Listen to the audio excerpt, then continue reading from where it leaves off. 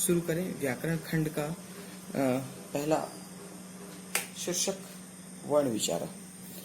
इसके अंतर्गत हम वर्णों का विचार करेंगे। देवनागरी लिपि में जो स्वर और व्यंजन वर्ण है, उन वर्णों के विषय में जानते हैं। तो वर्ण भाषा की सबसे छोटी इकाई है। भाषा को लिखित रूप प्रदान करने के लिए वर्णों की आवश्यकता होती है। तो भाषा की सबसे छोटी इकाई वर्ण है। भाषा का तात्पर्य ही है भास, अर्थात जो बात कही जाए और उसे समझी जाए। तो बात को कहने और समझने के लिए वाक्य का होना आवश्यक है। तो जब वाक्य संपूर्ण रूप से कहा जाता है तो बात स्पष्ट होती है और वाक्य बनता है कई पदों से। तो पद बनते हैं शब्द से और शब्द बनता है वर्ण से। तो इस क्रम में सबसे जो प्रथम इकाई है, सबसे छोटी इकाई है, वो वर्ण है। वर्ण से ही शब्द, शब्द से पद, पद से वाक्य, वाक्य से अनुच्छेद और भावों की अभिव्यक्ति इस प्रकार होती है। तो भाषा को लिखित रूप प्रदान करने के लिए वर्णों की आवश्यकता होती है। वर्णों की सबसे पहली आवश्यकता है कि जो भाषा जो कही जा रही है उसको लिखित रूप प्रदान किया जाए, लिखित रूप से उसे रिकॉर्ड किया जाए, तो उसे अंकित किया जाए। उस उच्चारण किए जाने वाली ध्वनि को लेखन के माध्यम से लिखकर उसे रखा जाए, तो वो कहलाता है वर्ण। तो वर्णों को दो भागों में विभाजित किया गया है, स्वर और व्यंजन। स्वर और व्यंजन दो प्रकार है वर्णों के, पहला स्वर और दूसरा व्यंजन। स्वर वे वर्ण जिनका उच्चारण स्वतंत्र रूप से होता है। वर्ण का उच्चारण स्वतंत्र रूप से होता है। इसका उच्चारण करने के लिए किसी और वर्ण की सहायता नहीं लेनी पड़ती। और इसका ठीक उलट व्यंजन में होता है। व्यंजन के जो वर्ण हैं उनका उच्चारण करने के लिए स्वर की सहायता लेनी पड़ती है। जैसे क है, क का उच्चारण करने के लिए आपको अ की सहायता लेनी पड़ेगी। यदि का कहेंगे तो आ की सहायता, की कहेंगे तो ई की, ई की, कु ऊ की, और कु ऊ की, री क्री कहेंगे तो री की आवश्यकता। इस प्रकार ये सारे जो स्वर व्यंजन है सहायता करते हैं। सारे स्वर वर्ण सहायता करते हैं व्यंजन वर्णों को बोलने में। लेकिन इन स्वर वर्णों को बोलने के लिए किसी अन्य व्यंजन पर आश्रित नहीं रहना पड़ता। ये स्वतंत्र रूप से बोले जाते हैं। अ है तो अ ही है, आ है तो आ है। आ के लिए कोई और वर्ण की आवश्यकता नहीं है। इनकी संख्या 13 होती है। हिंदी में इनकी संख्या 11 है, परंतु संस्कृत में इनकी संख्या 13 है। ये बड़ी री और री, ये दोनों वर्ण संस्कृत के वर्ण है। शेष वर्णों का प्रयोग हिंदी में भी किया जाता है। और व्यंजन वे वर्ण हैं जिनका उच्चारण स्वरों की सहायता से होता है। जो हमने अभी बात की, स्वरों की सहायता से इन्हें स्वतंत्र रूप से बोला जा सकता है। इनकी संख्या 33 होती है। ये व्यंजन वर्णों की संख्या 33 है। इसमें से 25 स्वर, 4 अंतस्थ और 4 ऊष्म व्यंजन।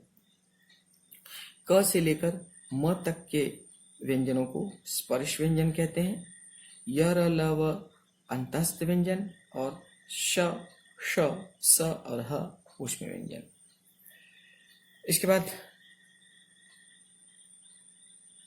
आइए इनको विस्तृत रूप से इनका अध्ययन करें। सबसे पहला स्वर वर्ण। स्वर वर्ण 3 प्रकार के होते हैं, ह्रस्व, दीर्घ और प्लुत। ह्रस्व का तात्पर्य सबसे छोटा, दीर्घ मतलब बड़ा और प्लुत मतलब 3 गुना। 1 गुना, 2 गुना, 3 गुना। ह्रस्व 1 गुना, दीर्घ 2 गुना, प्लुत 3 गुना। जिनके उच्चारण में एक मात्रा का समय लगता है वे ह्रस्व वर्ण कहलाते हैं। जैसे अ, ई, उ, री और ली। इनको उच्चारण करने की सीमा निर्धारित होती है। जितना समय लगाया जाता है इनको बोलने में। दीर्घ वर्ण, दीर्घ स्वर ह्रस्व स्वर से ठीक डबल होते हैं, दुगुना होते हैं। इनमें 2 मात्राओं का समय लगता है और इसमें ह्रस्व की तुलना में स्वतंत्रता अधिक होती है बोलने की। जैसे अ है, ह्रस्व तो दीर्घ में आ हो जाएगा, आ को स्वतंत्र रूप से बोल पाते हैं हम। हमारे परिधि जो है, सीमा जो है, वो सीमा थोड़ी सी विस्तृत हो जाती है बोलने की। इ, ई, उ, री, री, इस प्रकार दीर्घ स्वर और अधिक खुलते हैं उच्चारण करने के लिए। इसके अलावा ए, ऐ, ओ, औ भी इसके अंतर्गत आते हैं। कहीं कहीं ए, ऐ, ओ, औ को संयुक्त स्वर के अंतर्गत रखा जाता है, क्योंकि ये 2 स्वरों के मेल से बने हैं। अ के साथ ई मिलके ए और अ के साथ उ मिलके ओ बना है।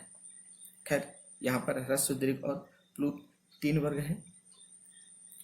इसके पश्चात तीसरा प्रकार प्लूत है, जिनके उच्चारण में 2 से अधिक मात्राओं का समय लगता है, वे प्लूत कहलाते हैं। तो प्लूत के उच्चारण में दीर्घ से भी अधिक समय लगता है, 3 मात्राओं का समय। इनके साथ 3 मात्राओं का 3 लगा होता है। इसके 3 लिखकर इसे संकेतित करते हैं, जिससे यह पता चले कि इसको खींचकर बोलना है इस वर्ण को, ताकि मात्रा 3 गुना तक इसका उच्चारण हो सके। जब हम दूर से किसी को पुकारते हैं तब इसका प्रयोग होता है, जैसे ओम। तो जब हम ओम कहते हैं तो ओम ह्रस्व दीर्घ से भी अधिक मात्रा का इसमें समय लगता है। अब आगे बढ़ें। व्यंजन। व्यंजन व्यंजन भी 3 प्रकार के हैं, स्पर्श, अंतस्थ और ऊष्म व्यंजन।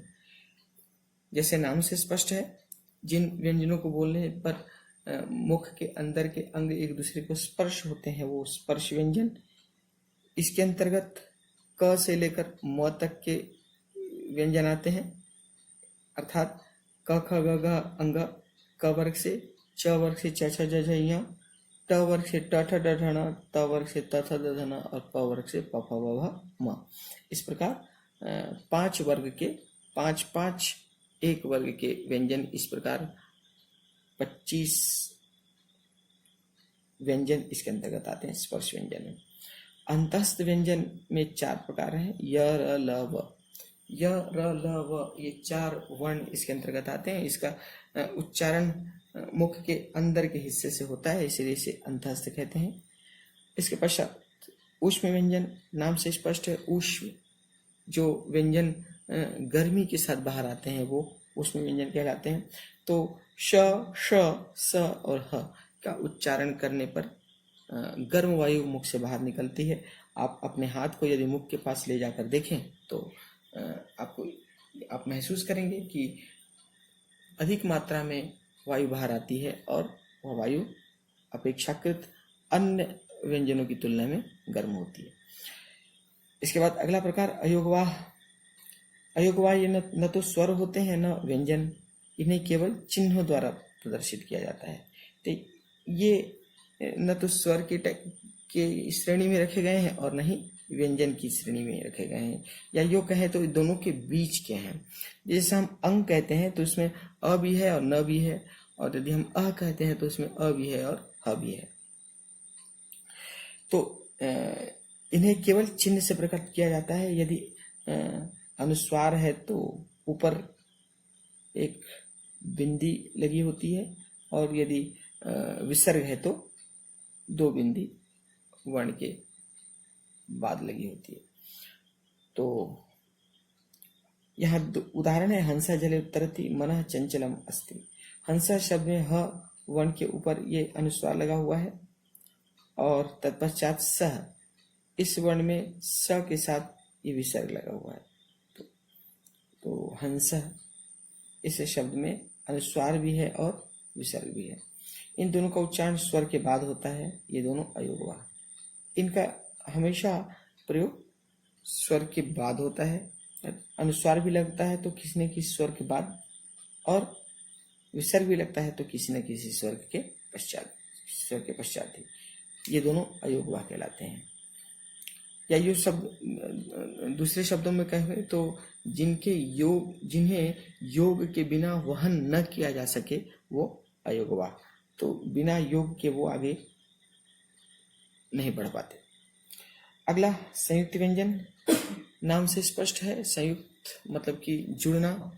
तो जो व्यंजन जुड़कर बने हैं उन्हें संयुक्त व्यंजन कहलाते हैं। तो संयुक्त व्यंजन के जो व्यंजन वर्ण हैं वो मूल व्यंजन वर्ण नहीं है, वो मिलकर बने हुए हैं।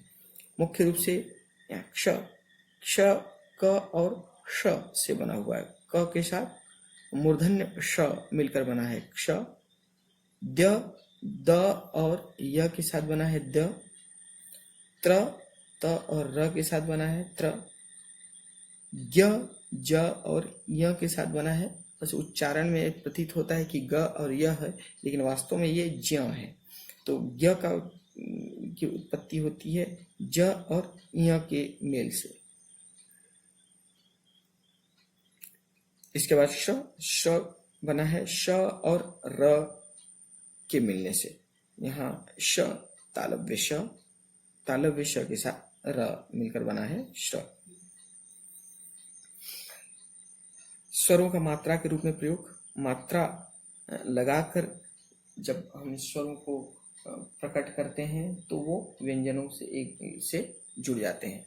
जैसे क के साथ अ जब लगता है तो कोई मात्रा नहीं लगती। क के साथ जब ई लगता है तो छोटी की मात्रा लगती है। जब क के साथ आ लगता है तो का हो जाता है। क के साथ छोटी में की होता है। क के साथ बड़ी ई लगती है तो इस प्रकार मात्रा को स्पष्ट किया जाता है। क के साथ उ लगकर क के नीचे मात्रा लगती है। उसी प्रकार बड़ी उ लगता है तो मात्रा बड़ी उ की हो जाती है। री लगकर नीचे री की मात्रा होती है। बड़ी री में यह मात्रा विस्तृत हो जाती है, 2 बार हो जाती है। ली में उसी प्रकार री के जैसे ही ए में ऊपर एक मात्रा लगती है। क के साथ ए में मात्रा दुगनी हो जाती है, 2 मात्राएं। ओ में एक ऊपर मात्रा, एक बाजू में, और अ में 2 बाजू में और एक 2 ऊपर में और एक बाजू में मात्रा लगती है। इस प्रकार मात्राओं के माध्यम से हम शब्द को वर्ण के साथ स्वर को प्रकट करते हैं। अब आगे बढ़ते हैं। वर्ण संयोजन अर्थात वर्णों को जोड़ना। जब हम वर्णों को जोड़ देते हैं तब इस प्रकार शब्द बनते हैं। जैसा हमने अभी बात किया कि वर्ण भाषा की सबसे छोटी इकाई है, या यूँ कहें कि जिस प्रकार एक कपड़े की जो बुनाई ताने बाने से होती है, उसी प्रकार किसी भी शब्द की रचना स्वर और व्यंजन के बुनने से होती है। तो कपड़े से जब हम धागे को अलग करते हैं तो जिस प्रकार एक दूसरे से वो अलग होकर धागे के रूप में सामने आते हैं, उसी प्रकार शब्दों से हम वर्णों को अलग करते हैं तो स्वर और व्यंजन के रूप में स्पष्ट होते हैं। जैसे विद्यालय है। विद्यालय एक शब्द है। अब देखें किस प्रकार बना है विद्यालय। पहला वी है, व के साथ ई मिलकर वी हो गया। द संयुक्त व्यंजन है तो द के साथ य मिलकर द बना, लेकिन चूंकि आ है इसीलिए विद्या हो गया। ल अकेला है तो ल के साथ अ मिलकर ल और य के साथ अ मिलकर य। इस प्रकार विद्यालय। कवि में क के साथ अ मिलकर क पूरा, व में छोटी की मात्रा है तो ये कवि। वाटिका में व के साथ आ वा, ट में छोटी की मात्रा टी, क के साथ आ का। इस प्रकार वाटिका। धनम में ध के साथ अ ध, न के साथ अ न और म हलंत्य है। इस प्रकार धनम। अध्यापिका अ ध के साथ य मिलकर संयुक्त व्यंजन हो गया ध्य, ध्य के साथ आध्या, प के साथ ई पी और क के साथ आ। इस प्रकार बना अध्यापिका। छ के साथ आ छा, तर संयुक्त व्यंजन है तो तर त्र हुआ और अह मिलकर त्र पूरा हो गया तो छ आ तर अह छात्र। अगला शब्द ब के साथ आ, यहाँ पे बा के साथ आ है, इसको ब बना लीजिए।